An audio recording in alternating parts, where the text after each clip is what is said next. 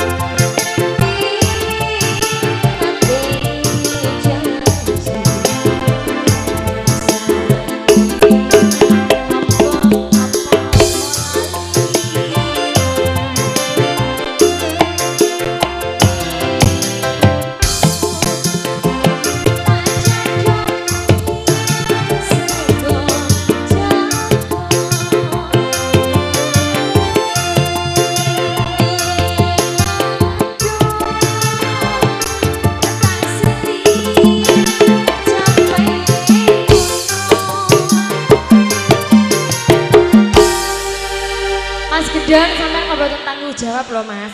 Kok enak men langsung lugo kipas-kipas kuwi lho. Keleson. Keleson tenan. Sik di dhewe sapa mas jenenge mas? Maksudnya tok Pak Sumar. Bu Jumar, niki Bu. Mas Gendut keleson Bu, tolong omprenge ditokke Bu. maksudnya piye? Sembrono aku kelesen. Kelesen niku apa mas? Keselen. Keselen. Ibu Jumar.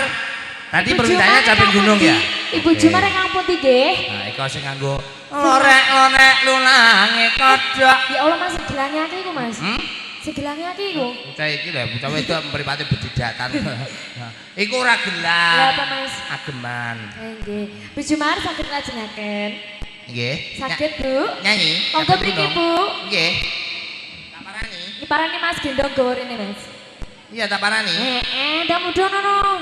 Ora. Nek Bu Sunar ya.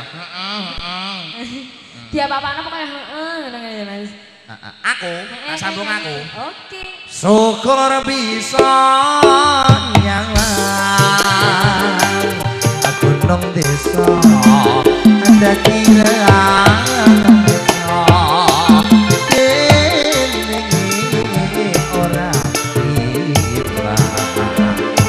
gone padha lara lama arek